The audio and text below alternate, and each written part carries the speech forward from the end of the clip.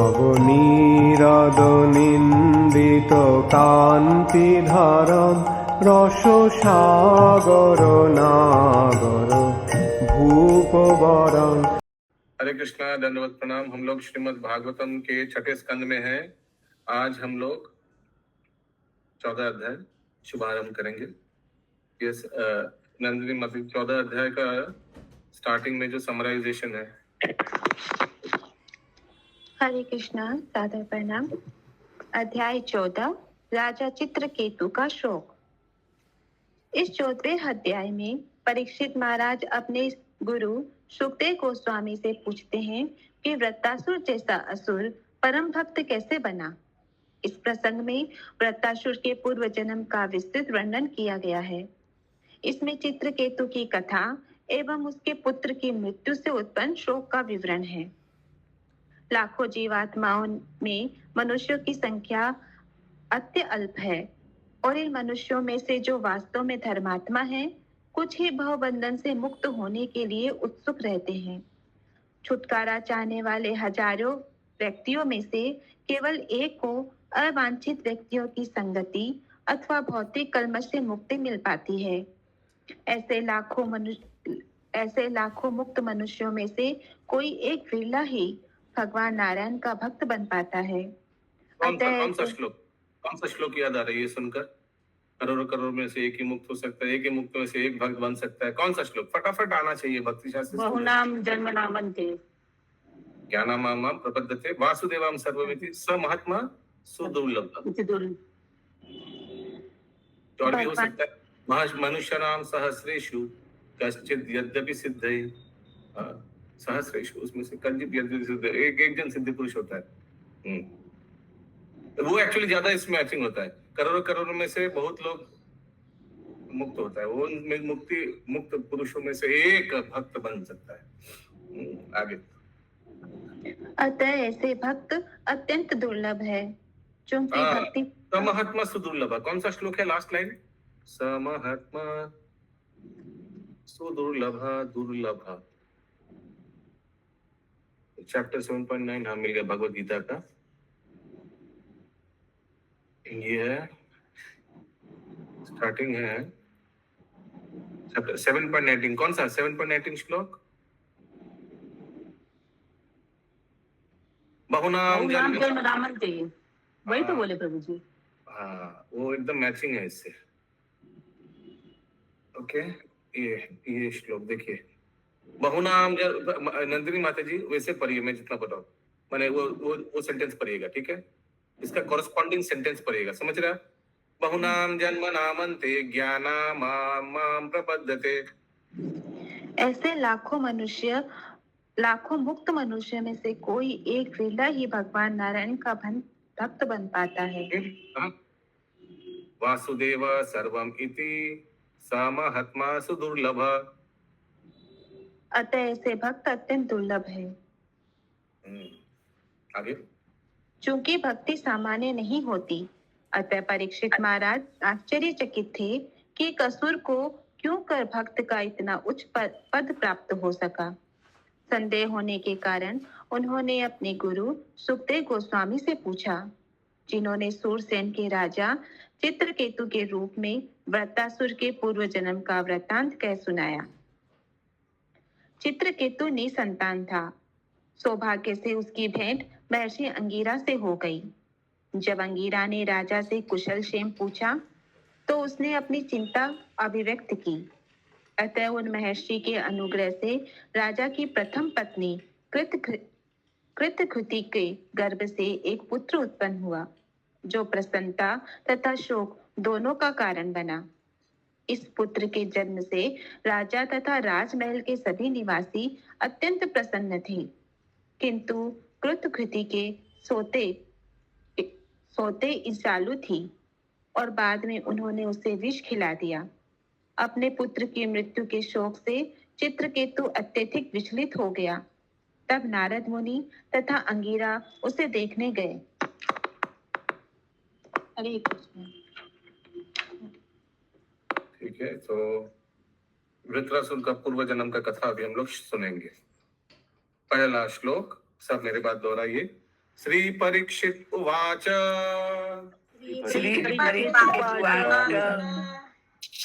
राजस्तम स्वभावस्य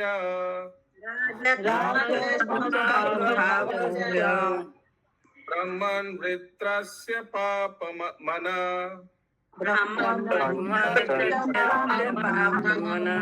नारायणे Bhagwati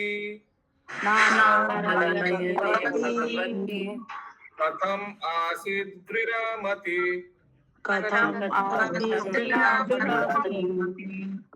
continue माता जी। राजा परीक्षित ने सुखदेव गोस्वामी से पूछा, हे विद्वान ब्राह्मण, रजो तथा तमो गुणों से आविष्ट होने के कारण असुर सामान्यतः पापी होते हैं, तो फिर वृत्तासुर भगवान नारायण के प्रति इतना परम प्रेम किस प्रकार प्राप्त कर सका? तात्पर्य, इस भौतिक जगत में प्रत्येक प्राणी रजो तथा तमो गुण से ग्रस्त रहता है, किंतु जब तक कोई इन गुणों पर विजय प्राप्त करके सात्विकता के स्तर पर नहीं पहुंच जाता, तब तक उसके शुद्ध भक्त होने की संभावना नहीं है। इसकी पुष्टि स्वयं भगवान कृष्ण ने भगवत गीता 7.28 में की है। एषां त्वकतं पापं जानानां पुण्य कर्मणां ते द्वंद्व मोह निर्मुक्ता भजन्ते माम दृढ़व्रता। जिन मनुष्यों में पूर्व जन्म में पुण्य कर्म किए हैं तथा इस जन्म में जिनके संपूर्ण पाप नष्ट हो गए हैं तथा जो मोह के द्वंद्व से मुक्त हो चुके हैं, वे निष्ठा पूर्वक मेरी सेवा में तत्पर होते हैं। चूंकि वृत्तासुर असुर था, अतः महाराज परीक्षित को आश्चर्य हुआ कि वह परम भक्त का पद क्यों कर प्राप्त कर सका। हरे कृष्ण।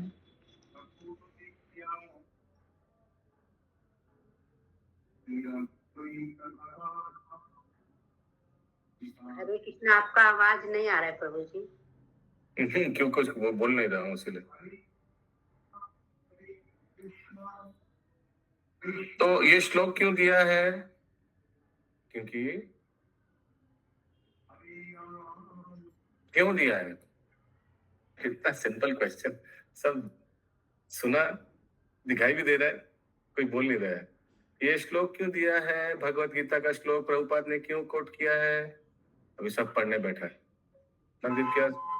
हरे कृष्ण प्रभु जी, वो वित्रासुर का पुनर्जन्म में वो भक्ति किया था, इसी कारण से ये श्लोक दिया गया है।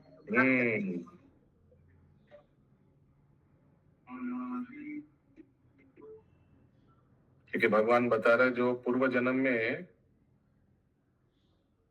जिनका पाप मुक्त हो गया वही हमारे भक्ति कर सकता है, इसलिए प्रभुपाद जी ये श्लोक कोट किया। ये मेमोरी श्लोक में आता है। अगला श्लोक, देवानां शुद्ध सत्वानां ऋषि चामलात्मनां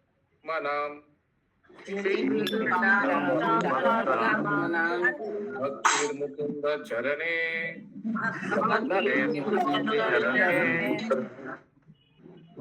न प्रायेणोपजायते।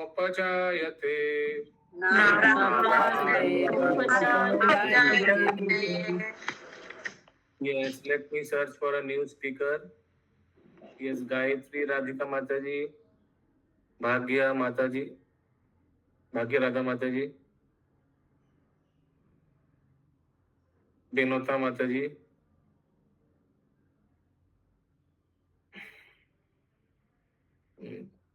रंजीता माता जी, अच्छा बुक नहीं है, और भारती माता जी, कोई नहीं, 5 जनों में से। यस, नीलू नालम्बरी माता जी।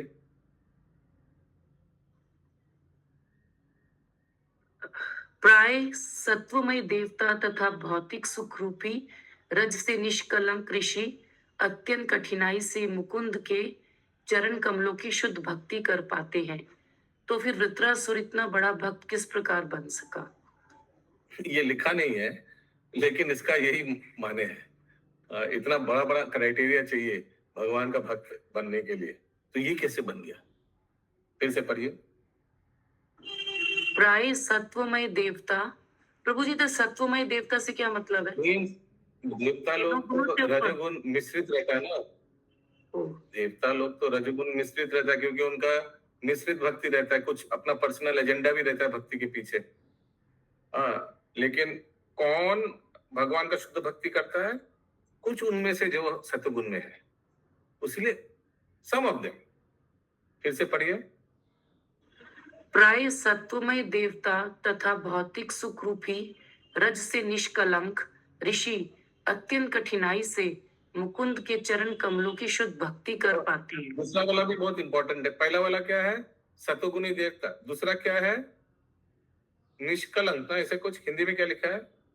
हिंदी में भौतिक सुख रूपी रज से निष्कलंक। रज से निष्कलंक, रजोगुण से निष्कलंक, यानी कोई भौतिक आशाएं नहीं है। वैसे ऋषि वो अच्छा ही तो रज से मतलब रजोगुण से, रज मतलब मिट्टी से नहीं है। नहीं मिट्टी से रहित, हमारे शरीर में कोई मिट्टी नहीं है। वाह। नहीं नहीं, वो रज को मिट्टी बोल। कान वान करके आ जाओ, ऐसा नहीं है। और वो भगवान का शुद्ध भक्ति मुकुंद के चरणों में प्राप्त कर सकता है। ठीक है, तो ये वृत्रासुर कैसे कर लिया? अगला श्लोक 3 नंबर। रजो भी समसंख्यात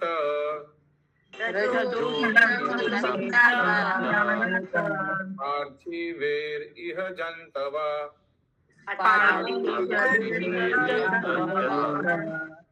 तेषां ये केचन हन्ते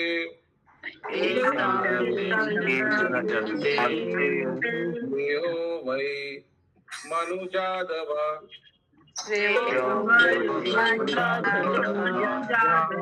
प्लीज अशोक मिश्रा प्रभु थोड़ा अनम्यूट करिए काइंडली, क्योंकि ना कभी कभी पूछने से अनम्यूट नहीं करते लोग।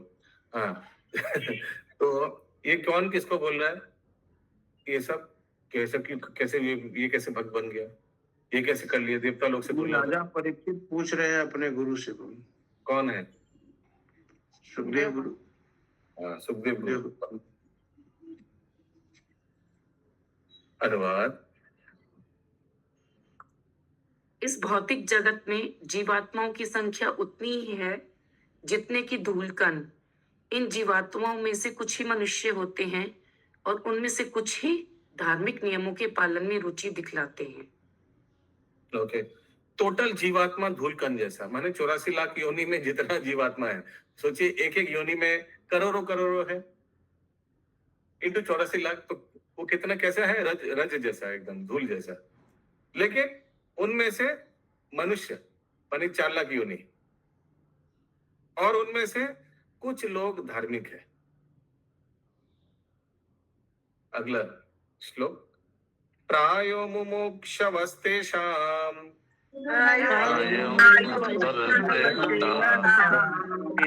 केचनैव द्विजोत्तमा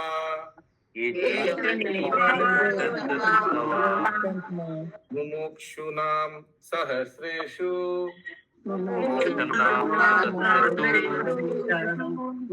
कश्चिन्मुच्येत सिद्ध्यति।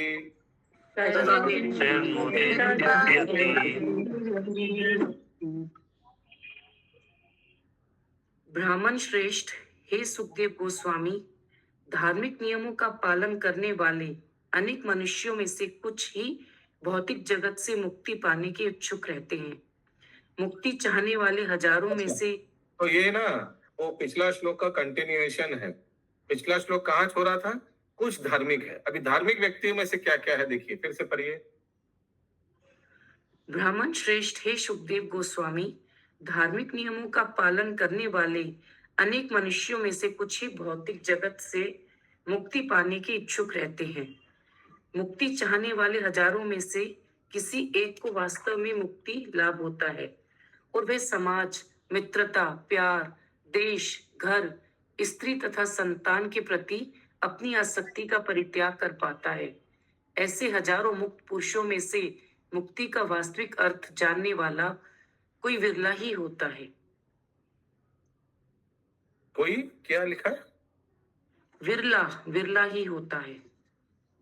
Among many thousands of such liberated person, one who can understand the true meaning of liberation is very rare. विरला माने rare. यस प्रभु जी। So पहले क्या आया था? होता है प्रभु, कोई कोई ही ऐसा होता है। तो पहले क्या आ रहा है? All living entities. सबसे ऊपर क्या आ रहा है? समस्त जीव। उसके नीचे क्या आ रहा है? मनुष्य। और मनुष्य में क्या आ रहा है? जो धार्मिक है, रिलीजियस। और रिलीजियस में से क्या आ रहा है? जिनको मुक्ति का आकांक्षी है, जिनको मुक्त पुरुष है। और उन मुक्त पुरुष में से कोई है जो भक्त है। ये बहुत मुक्ति चाहता है प्रभु, मुक्त तो हो गया नहीं है, मुक्ति कोई कोई चाहता है, सभी नहीं चाहते। नहीं, मुक्त पुरुषों में से डिजायर लिखा है, डिजायर लिबरेशन। समंग मुक्त पुरुषों में से इच्छुक है। आपका इच्छुक लिखा है। Yes, correct, good point. Yes, Rohini कृपा प्रदानी माता जी। हरे कृष्ण प्रभु जी। प्रभु जी, कोई वास्तविक अर्थ, मुक्ति का वास्तविक अर्थ जानना चाहता है, विरले ही कोई। डिजायर लिखा है इंग्लिश में, डिजायर। सम हु डिजायर्स, मुक्ति कामी है। यहाँ मुक्ति माने भक्ति समझ लेना पड़ेगा। समझ में आ रहा है मैं क्या बोला अभी? ये प्रभुपाद जी बहुत बार ऐसे किया है, क्योंकि उन मुक्त पुरुष, मुक्ति चाहने वाले में से एक को मिलता है तो बहुत दुर्लभ है, वही बताना चाह रहे। यहाँ मुक्ति माने ब्रह्म में विलीन, वो सब नहीं है। ब्रह्म मुक्ति, ब्रह्म साहित्य ऐसा नहीं है। अगला श्लोक 5 नंबर अभी बहुत तात्पर्य होगा। इसका तात्पर्य नहीं हुआ। बोली। मनुष्यों की 4 श्रेणियां हैं: कर्मी, ज्ञानी, योगी तथा भक्त। इस श्लोक में जो कुछ कहा गया है वह विशेष रूप से कर्मियों तथा ज्ञानियों के लिए है। इस भौतिक संसार में कर्मी एक शरीर बदल कर दूसरे में प्रसन्न रहना चाहता है। उसका उद्देश्य चाहे यह लोक हो या परलोक, शारीरिक सुख रहता है। किंतु जब वही व्यक्ति ज्ञानी हो जाता है तो वह भौतिक बंधन से छूटना चाहता है। मुक्ति की आकांक्षा रखने वाले ऐसे अनेक व्यक्तियों में से वास्तव में एक ही इस जीवन में मुक्ति पा सकता है। ऐसा व्यक्ति समाज, मित्रता, प्यार, देश, परिवार, संतान, पत्नी के प्रति अपनी आसक्ति का परित्याग कर देता है। ऐसे अनेक व्यक्तियों में जो वानप्रस्थ आश्रम के स्तर पर होता है, विरला कोई सन्यासी बनने के महत्व को समझ पाता है। Among such persons who are in the vanaprastha stage, one may understand the value of becoming a sannyasi completely, accepting the renounced order of life. Yeah. Probably 7.3 शायद सिमिलर श्लोक है। अगला श्लोक वेरी वेरी इंपॉर्टेंट श्लोक। ये पूरा ये बने कंठस्थ करने वाला श्लोक है। मुक्तानामपि सिद्धानाम नारायण परायण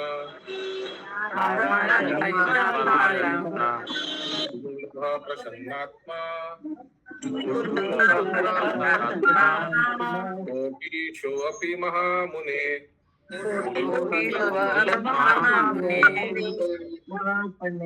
तो कर्मियों से ज्ञानी, कर्मी सब कर्मी, भोगी कर्मी, उनमें से ज्ञानी, कर्मी और योगी, फिर ज्ञानी, और ज्ञानी से फिर भक्त।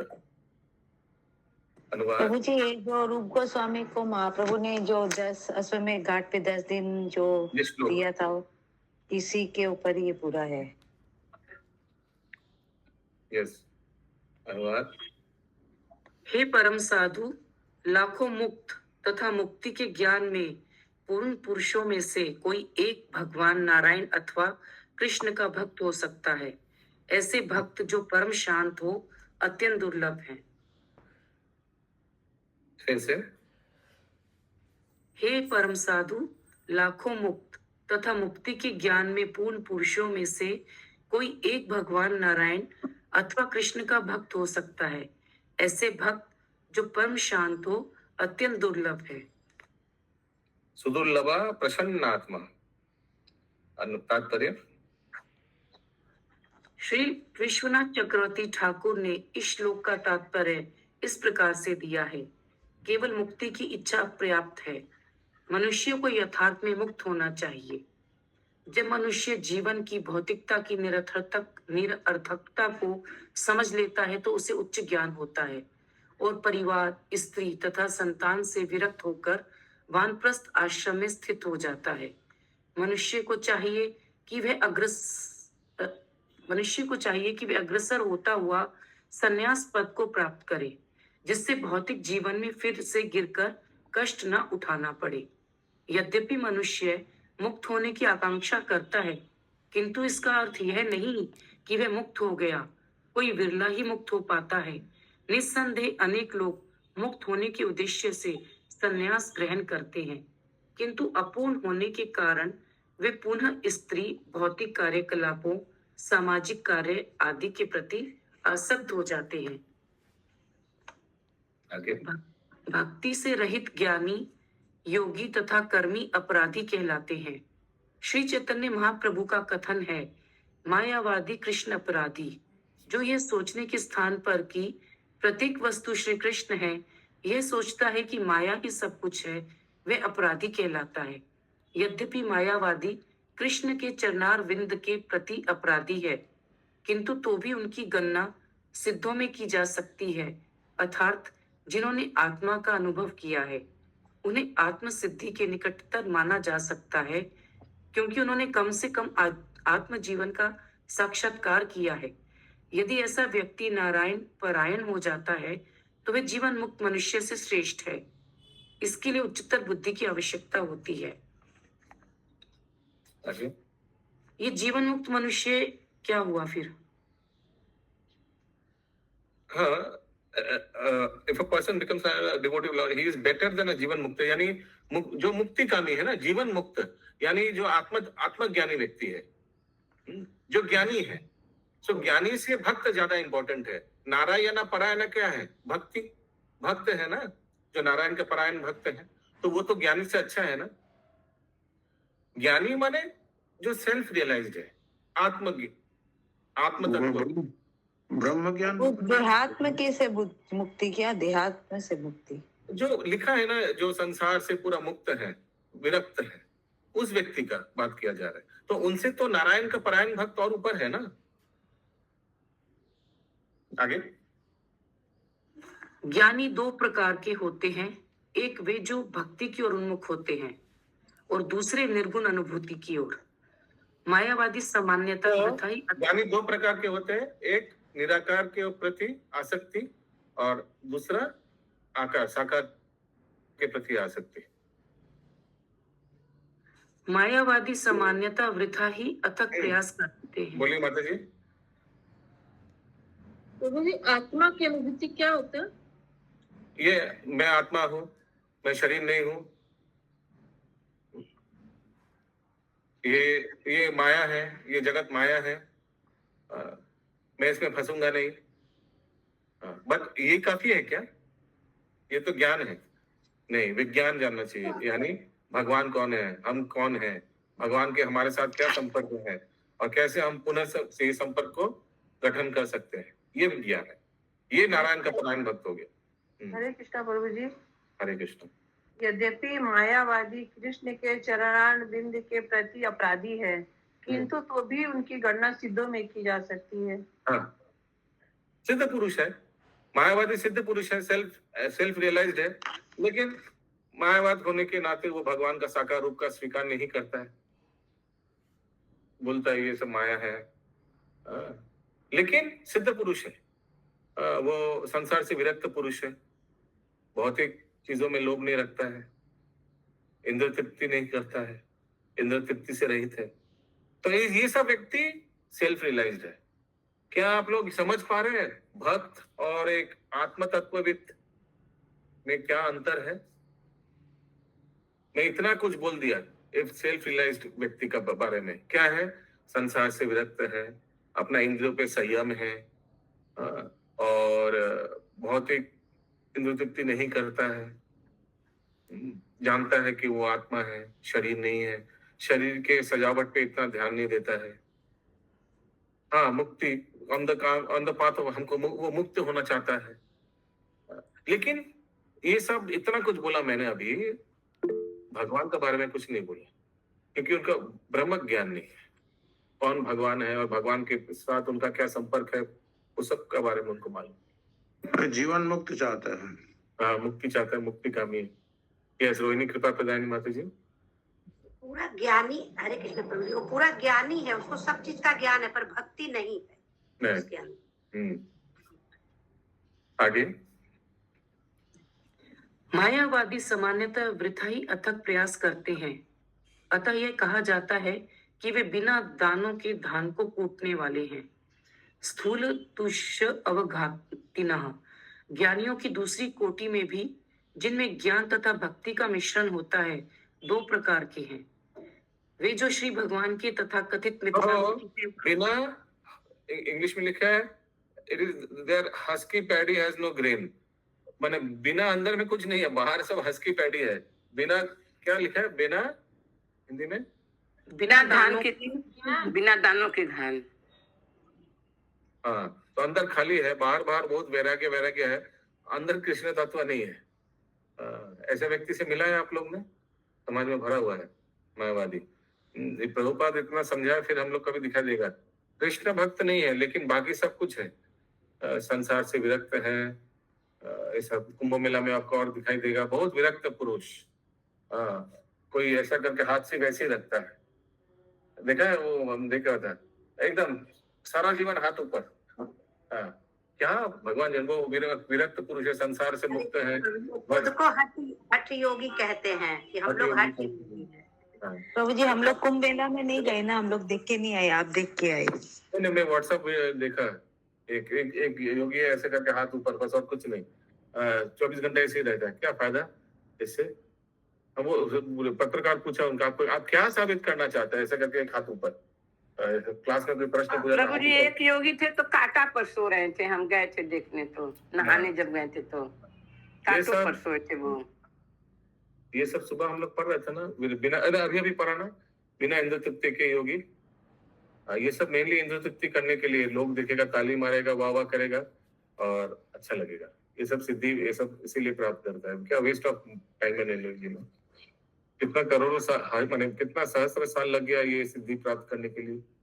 तो पैसा कमाने के लिए करते हैं ना, पैसा कमाने के लिए। पैसा, वो तो जो छोटा इंद्र तृप्ति वाला है वो पैसा कमाने के लिए, और जो बड़ा इंद्र तृप्ति वाले है वो, और तो हरे कृष्णा। तो वो किस लिए करते हैं? बड़े इंद्र तृप्ति वाले क्या किस लिए? नाम शोहरत सब अच्छा बोल रहे हैं, हरि बोल रहे हैं, सब दूर से देख रहे हैं, ताली मार रहे हैं। और उससे क्या होगा? अरे उससे उनका मिथ्या अहंकार और फूलेगा। बेकार है ना, भगवान का ज्ञान नहीं है तब तो उसके पास। आगे।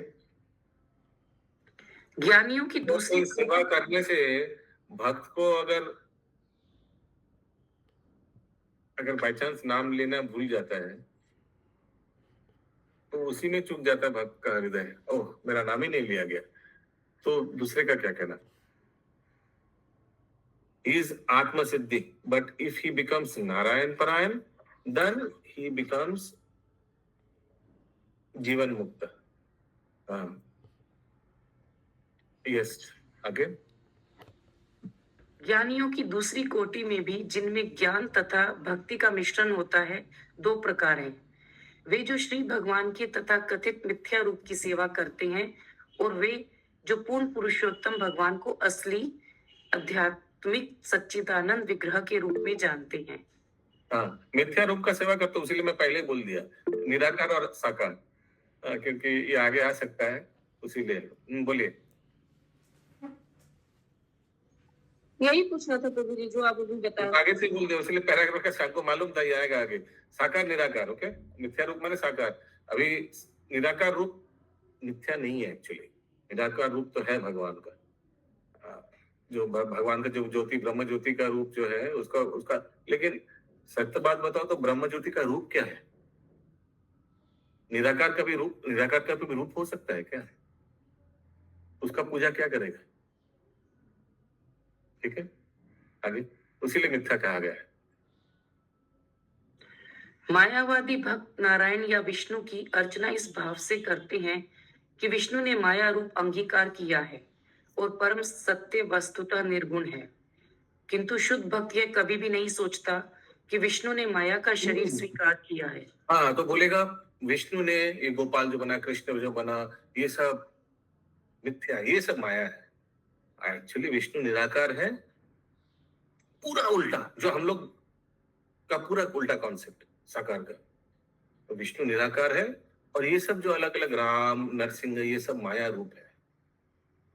एक्चुअली तो विष्णु निराकार है, हम लोग का पूरा उल्टा है। हम लोग के भगवान साकार है, ये सब अलग अलग अवतार भगवान धारण किया है। और भगवान का एक रूप उनका ब्रह्म ज्योति भी है। एक्चुअली उन ब्रह्म ज्योति तो भगवान का शरीर से जो ज्वलित छटा है वो doesn't match with our philosophy at all. आगे, किंतु शुद्ध भक्त यह कभी भी नहीं सोचता कि विष्णु ने माया का शरीर स्वीकार किया है, वरन उसे यह पता रहता है कि आदि परम सत्य ही परम पुरुष है। ऐसा भक्त वास्तव में ज्ञानी है। वह कभी भी ब्रह्म तेज में तदाकार नहीं होता, जैसा कि श्रीमद् भागवत 10.2.32 में कहा गया है। ये अन्यर्विन्दाक्ष विमुक्तमानिन सत्त्वयस्त भावादि विशुद्ध बुद्धयः आरुह कृच्छेन परम पदम ततः पतन्तयध्यो न धतयुष्टमद्ध अंगघ्रयः। लास्ट वाला लाइन, अत्यंत दो अनद्रित युष्मद् अंग्राय। हे ईश्वर, जो अपने आप को मुक्त समझते हैं किंतु भक्ति से रहित हैं, उनकी बुद्धि विमल नहीं है। भले ही वे तपस्या के द्वारा मुक्ति के परम स्तर को प्राप्त कर ले, किंतु वे समझ लेते हैं। फिर से बोलिए। हे ईश्वर, जो अपने आप को मुक्त समझते हैं किंतु भक्ति से रहित है, उनकी बुद्धि विमल नहीं है। ठीक है, अभी तक ठीक है। आगे, भले ही वे तपस्या के द्वारा मुक्ति के परम स्तर को प्राप्त कर ले,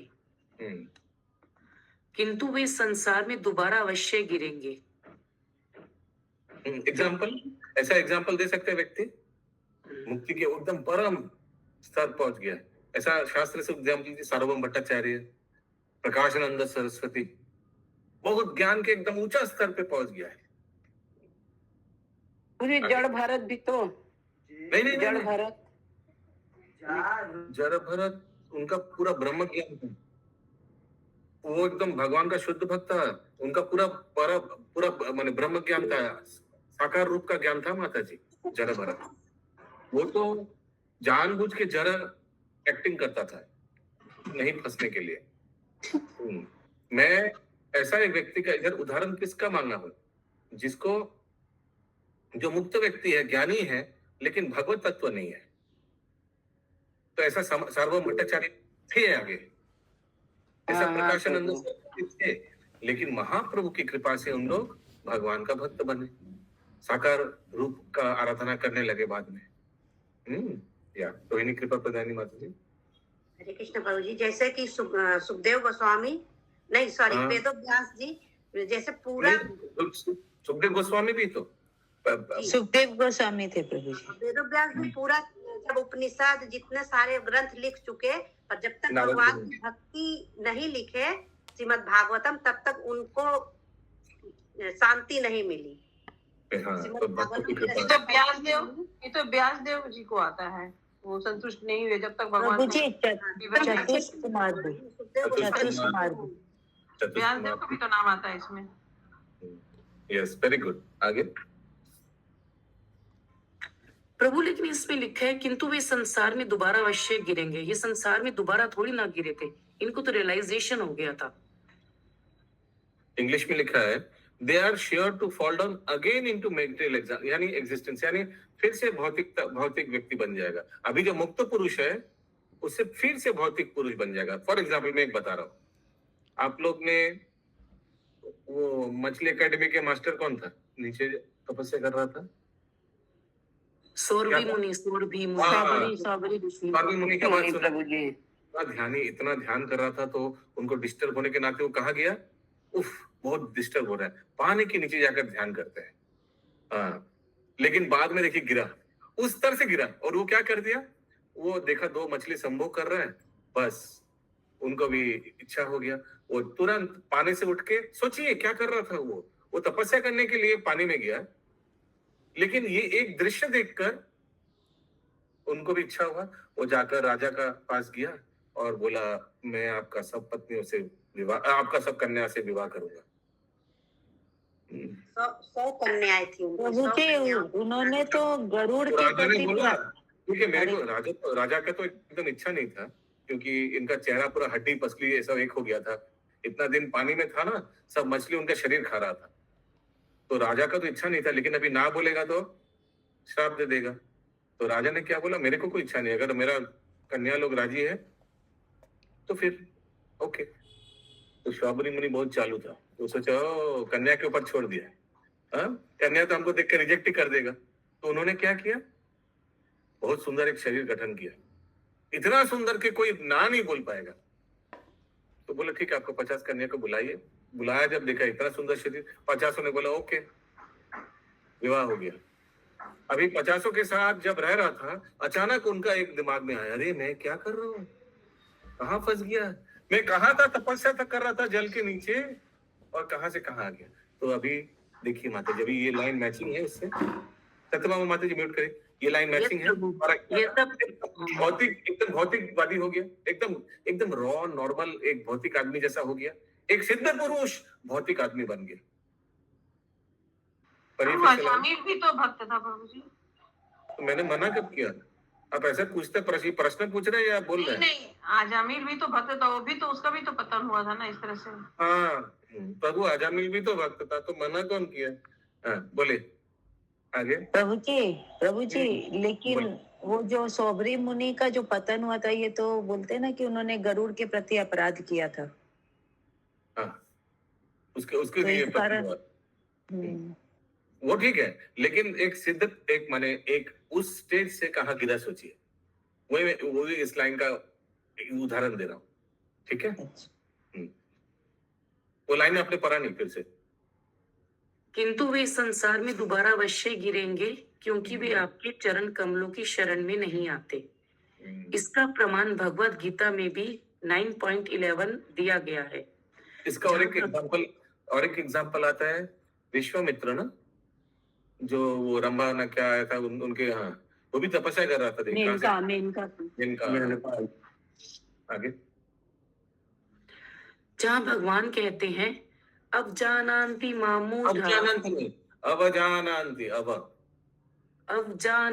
मामूढ़ा मानुषिम तनुमाश्रितम परम भावम अजानन्तो मम भूतमेश्वर ममा भूत महेश्वरम। जब मैं मनुष्य रूप में अवतार लेता हूँ तो मूर्ख मेरा उपहास करते हैं। वे मेरी दिव्य प्रकृति तथा सर्वत्र मेरे परम साम्राज्य को नहीं जानते।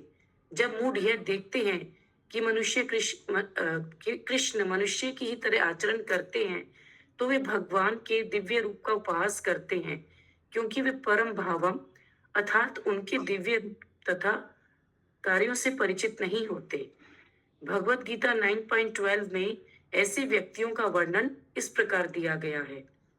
मोघाशा मोघ कर्मानो मोघ ज्ञाना विचेतस्य राक्षसी मम आसुरीम चैव प्रकृति मोहिनीम श्रिता। जो इस प्रकार सम्मोहित है, वे आसुरी तथा अनिश्वरवादी विचारों से आकर्षित होते हैं। उस मोहमयी अवस्था में उनकी मुक्ति की आशा, उनके सकाम कर्म तथा उनके ज्ञान का अनुशीलन, ये सभी निष्फल हो जाते हैं। ऐसे मनुष्य यह नहीं जान पाते कि कृष्ण का शरीर भौतिक नहीं है। कृष्ण के शरीर और उनके आत्मा में कोई अंतर नहीं है, किंतु अल्पज्ञ कृष्ण को मनुष्य मानकर उनका उपहास करते हैं। वे यह सोच नहीं पाते कि कृष्ण जैसा व्यक्ति समस्त वस्तुओं का उद्गम कैसे हो सकता है। गोविंदमादि पुरुषम तम हम भजामी।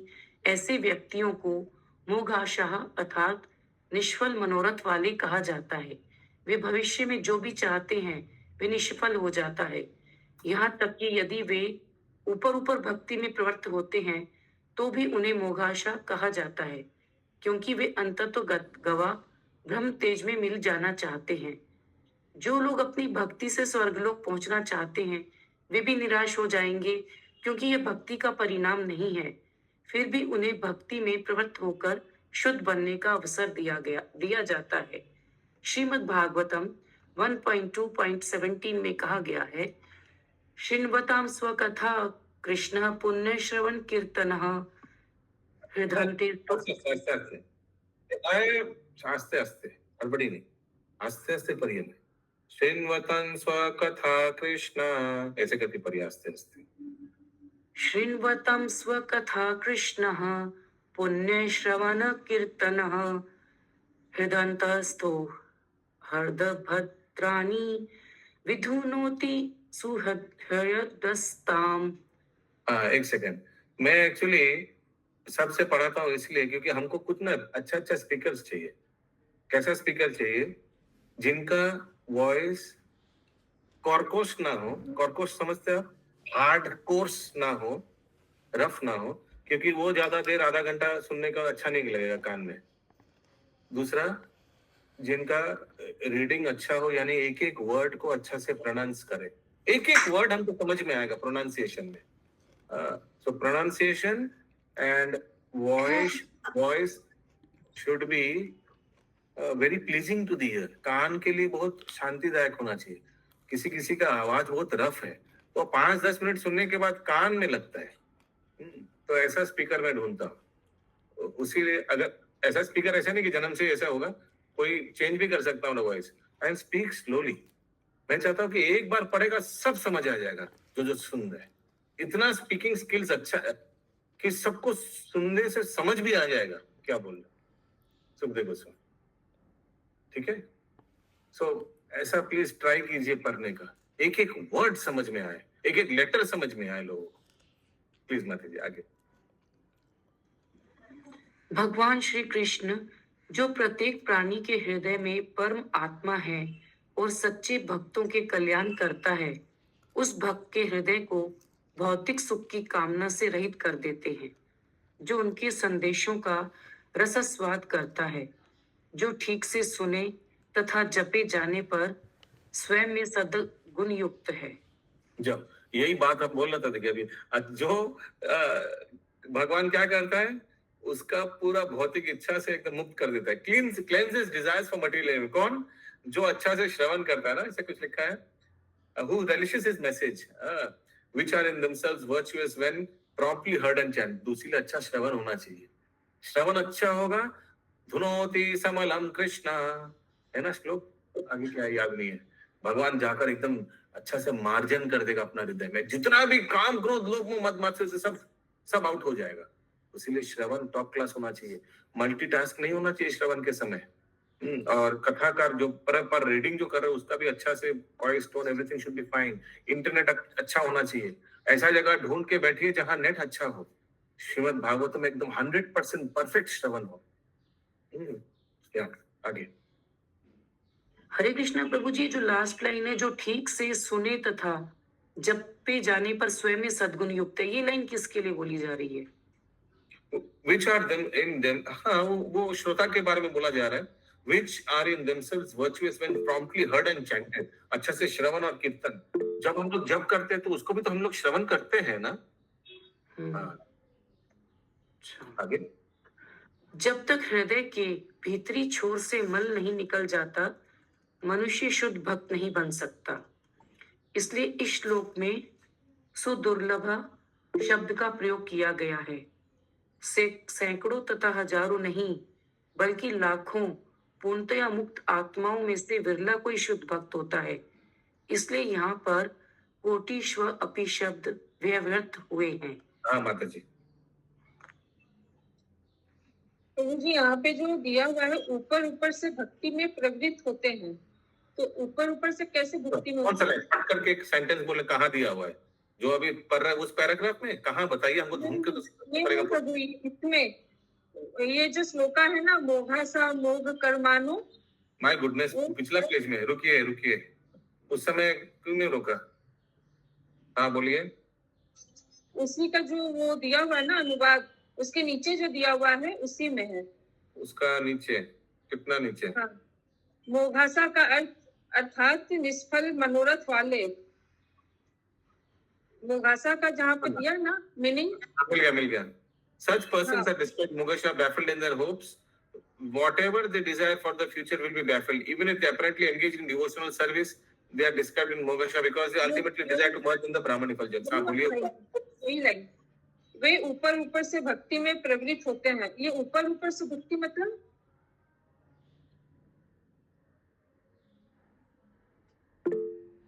हाँ बोलिए। रुकिए, हमको समझ लाइन ही नहीं मिल रहा है इसका कॉरेस्पॉन्डिंग। उस समय रुकने से अच्छा होता। प्रभु यही तो भी आप पढ़े ना, वो वाला जो भविष्य में जो भी चाहता है वो निष्फल हो जाता है। Whatever they desire in future will be हाँ, baffled. हाँ, And they apparently engage in, अच्छा apparently. यही वाला यही वाला। तो they are described moksha because ultimately, तो ऐसा बहुत व्यक्ति है जो लगता है कि वो भक्ति योग में है लेकिन मोक्ष कामी है। इसका उदाहरण दो, उदाहरण देने से अच्छा होगा। मुक्ति चाहता है, ऐसे बहुत भी इस्कॉन में भक्त हैं जो इस्कॉन में तो कुछ दिन रहने से समझ में आ जाता है मोक्ष कुछ भी नहीं है। मोक्ष दरवाजे पे खड़ा रहता है ना, श्लोक था ना। हाँ, तो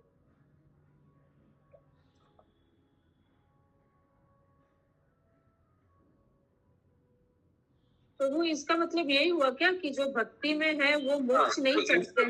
हमें आगे से ये पूरा पैराग्राफ के स्टार्टिंग से पढ़ना चाहिए। जो भगवान का शरीर को नहीं मानता है, भगवान का साकार रूप को नहीं मानता है, उसके बारे में बोला गया है। यद्यपि वो भक्ति योग में भी आ गया तो, लेकिन वो मुक्ति के आकांक्षी है, वो भगवान का निराकार में मर्ज होना चाहता है। तो ऊपर ऊपर वो भक्त लग सकता है क्योंकि वो संसार से विरक्त है, इंद्रियों पे संयम है, भौतिक इंद्र तृप्ति से विरक्त है, लेकिन डेस्टिनेशन क्या है, डिजायर क्या है कि हम भगवान की ब्रह्म ज्योति में विलीन हो जाएंगे। ब्रह्म ज्योति। तो ऊपर ये मायावादी तो हुआ। हाँ, ऊपर ऊपर उनको देख के लग सकता, निराकारवादी जो निराकार का, हाँ, तो ऊपर ऊपर से उनको भी लग सकता है भक्त। फॉर एग्जाम्पल मैं उदाहरण दे रहा हूँ, अभी कोई इंस्टीट्यूशन का नाम देंगे जो पूरा सफेद कपड़ा पहन के घूमते रहता है, जो 100 साल नहीं 50 साल पुराना हुआ है। समझ रहे आप कौन का? जिनका क्या माउंट आबू से डेली आता है मंत्र। तो इन लोग भी 4 नियमों का पालन करता है, मालूम है ना? ब्रह्म कुमारी। तो मैंने नाम नहीं लिया, तो इनको भी दूर से लग सकता है कि ऊपर से लग सकता है कि इन लोग भी लेकिन मुक्ति कामी है, भगवान का साकार रूप को मानता नहीं है। ज्योति पूरी ब्रह्म कुमारी लोग ना ब्रह्म उसमें विलीन होने के लिए मुक्ति सोचते हैं। बोलते ऊपर ऊपर लग सकता है धार्मिक व्यक्ति, धार्मिक बातचीत करता है, अगर प्रवचन सुनने के लगता है वो व्हाट अ पायस पर्सन, कितना सुंदर प्रवचन। हाँ, लेकिन भगवान का कोई उल्लेख नहीं है। आप नाम नहीं लूंगा, हालांकि अभी अमोघ लीला प्रभु अच्छा से उनका बोल रहे हैं, बहुत प्रसिद्ध है। रामकृष्ण परमहंस। बहुत ऐसे वृंदावन में साधु लोग हैं जो मोड ऑफ गुडनेस के बारे में बोलता है। अच्छा व्यक्ति बनो, हाँ, झूठ मत बोलो, किसी को ठगाओ मत, प्रभु जी जैनी लोग भी यही सब बोलते हैं, सत्य के रास्ता में चलो, हाँ, किसी को ठगाना मत, ये सब बातचीत करता है। भगवान का भक्त बनने का बातचीत नहीं करता है। तो बहुत फेमस भी हो सकता है क्योंकि ये सब सुन के जो दुनिया में पापी लोग का तो अभाव नहीं है। जब कोई पापी व्यक्ति इन सब साधु का प्रवचन सुनेगा, हाँ, ये मेरा गुरुदेव है, कितना सच्चा व्यक्ति, लेकिन एक्चुअली उनको तो हायर टेस्ट नहीं मिला, कृष्ण तत्व नहीं मिला। तो जो जिनको हम लोग जीवन का उद्देश्य क्या है? Not to become religious, not to be ritualistic, but to be spiritualistic. हम लोग को स्पिरिचुअल बनना है, रिचुअल नहीं बनना है। हम लोग को धार्मिक नहीं बनना है, हम लोग को आध्यात्मिक बनना है। धार्मिक और आध्यात्मिक में बहुत फर्क है। धार्मिक व्यक्ति माने क्या, समझ रहा? धार्मिक व्यक्ति प्रभु भक्त भक्ति छोड़ के तो भक्त होगा नहीं। तो धार्मिक व्यक्ति क्या है? जो अच्छा, देखिए संसार में भी आसपास देखिए कोई दादाजी, परदादाजी, जेठू, ताऊ जी, ये सब होगा धार्मिक व्यक्ति। सुबह सब उठ के दाना खिलाना, कौवा कबूतर को दाना खिलाना, गंगा स्नान हालांकि दूसरा चीज हो गया, फिर मॉर्निंग वॉक करना, पेड़ पौधे में पानी देना, हाँ, ये सब हर एक व्यक्ति एकदम। लेकिन होगा तो भक्ति छोड़ के तो भक्त होगा नहीं सर। करेक्ट, भक्ति छोड़ के भक्त होगा नहीं, और भक्ति के लिए सेवा चाहिए। सेवा के लिए आप तो समर्पण चाहिए, अकॉर्डिंग टू भक्त होगा ना। एकदम लुकिंग ठीक। यस अबू चैन प्रभु। हरे कृष्णा प्रभु जी, ये पैराग्राफ एक बार और पढ़ना चाहिए। इसमें क्लियर लिखा हुआ है जो भगवान को भगवान नहीं मानते, कृष्ण को भगवान नहीं मानते, मनुष्य रूप में समझते हैं, तो ये उनके मन में ये प्रश्न आता है कि भगवान कैसे मुक्ति दे सकते हैं। ठीक है, ऐसे व्यक्ति को मोघासा कहा जाता है, जिनके सारे मनोरथ निष्फल हो जाते हैं। जब भगवान कृष्ण को भगवान नहीं मानेगा व्यक्ति, तो उसके सारे कर्म जो निष्फल है, चाहे वो कुछ भी करे, चाहे मुक्ति के लिए प्रयास करे, चाहे किसी चीज के लिए प्रयास करे, उसका तो निष्फल कार्य है। इसलिए उसको मोघासा कहा गया है यहाँ पे। मोघासा मोघ कर्माण मोघ कर्म छेद जो श्लोक है उसके अनुसार। यस तो सिद्ध होगा ही नहीं ना, वो मुक्त हो ही नहीं सकता जब भगवान को ही नहीं मानता। यहाँ पे भगवान, इसलिए इसके पहले वाले श्लोक जो कोट किया प्रभुपाद महाराज ने, वो जो भगवान के भक्त नहीं है, क्या श्लोक था मैं बोल रहा हूँ, अवजानन्ति मां मूढ़ा मानसिम तनुमासितम, जो आया था श्लोक, इसलिए उस श्लोक को कोट किया था प्रभुपाद महाराज ने, और इसके बाद में मोघासा का वर्णन किया। भगवान को मानते नहीं, कृष्ण को भगवान नहीं मान रहे, उनके लिए यहाँ पे मोघासा भगवान मुक्ति के लिए अगर वो प्रयास भी करेगा तो मुक्ति कहाँ से मिलेगी, जब मुक्ति के दाता भगवान मुकुंद को ही नहीं मानता वो। भगवान श्री कृष्ण खुद ही मुख से बोला है कि हमको कोई माने नहीं, मेरा दुख नहीं है, लेकिन मेरे भक्तों को जो हमको रिस्पेक्ट करेगा, आई कैन डू दिस। एकदम तुरंत फेस कर दे। हरे कृष्णा प्रभु जी, कोई ब्रह्म कुमारी के कुछ डिसाइपल ही कुछ लोग थे जो मेरे से बोल रहे थे कि महाभारत। हरे कृष्णा, ऐसा करके हम लोग कोई इंस्टीट्यूशन को कोट नहीं कर सकते हैं। ये सब लेक्चर्स यूट्यूब पे लोड होता है, ठीक है। अमुक लीला प्रभु का केस याद है? मतलब बोलते थे महाभारत का युद्ध हुआ ही नहीं था, तो ये कैसे हो सकता है? मैं भी सुन के कुछ दिन कंफ्यूज थी बात सुनकर। आप सुन रहे थे फिर उन लोगों का बात? उन लोगों का नहीं, उनसे कनेक्टिव लोगों से। हरे कृष्ण। हाँ प्रभु। प्रभु जी, वैसे भी हम लोग को किसी भी संस्था के विषय में नहीं कहना चाहिए, क्योंकि ये न कहने प्रकार है ना, चाहे वो जल्दी जाएंगे चाहे घूम के जाएंगे उसी जगह पे जाना है। तो हमको किसी के बारे में कमेंट ना करके और भगवत के ऊपर चर्चा करनी चाहिए। ओके, कंटिन्यू माता जी। प्रभु एक श्लोक जो आप कह रहे थे ना, वो वाला श्लोक मैंने मेंशन किया है पे 2.8 धुनोति समलम कृष्णा। क्या स्टार्टिंग क्या है? प्रविष्ट कर्ण रंध्रेण स्वनम भाव सरूरहम धुनोति समलम कृष्णा सलिलस्य यथा शरद। वही वाला मेमोरी भी सब खा हो गया, पूरा हो गया मेमोरी। प्रभु जी वही ना जो हृदय में भगवान जाकर के से प्रविष्ट कर्ण रंध्रेण स्वानम भाव सरूरहम धुनोति समलम कृष्ण, और इतना साफ कर देता भगवान, सलिलस्य यथा शरद। यस वही वाला। आगे इसलिए यहाँ पर कोटिश्व अपि शब्द व्यवहृत हुए हैं। श्री महाद्वाचार्य ने तंत्र भागवत से निम्नलिखित उद्धरण दिए हैं। नवकोटयस्तु देवानां मृष्य सप्तकोटयः नारायणयनः सर्वे ये केचित् तत्परायणः। 9 करोड़ देवता तथा 7 करोड़ ऋषि भगवान नारायण के भक्त नारायण कहलाते हैं। इनमें से कुछ ही नारायण परायण कहलाते हैं। रुकिए, इसको थोड़ा समझ लेते हैं।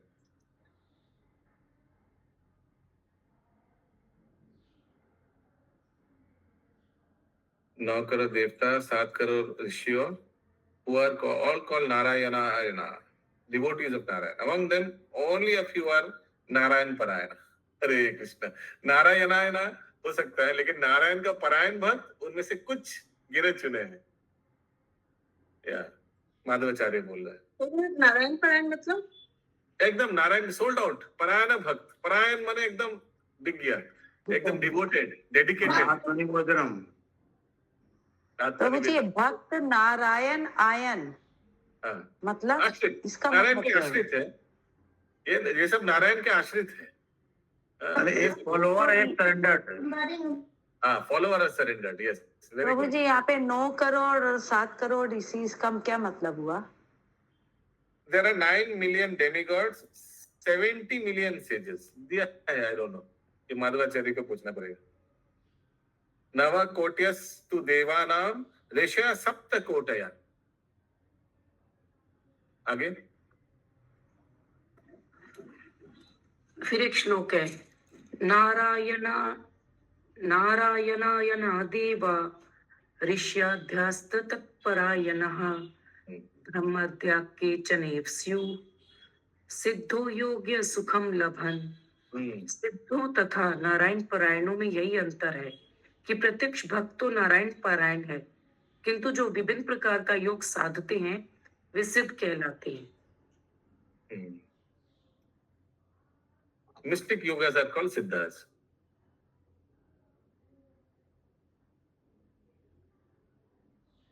एक्चुअली एक श्लोक भी आता है कि ये सब सिद्धि जो है ना, ये कोई बड़ी बात नहीं भक्तों के लिए.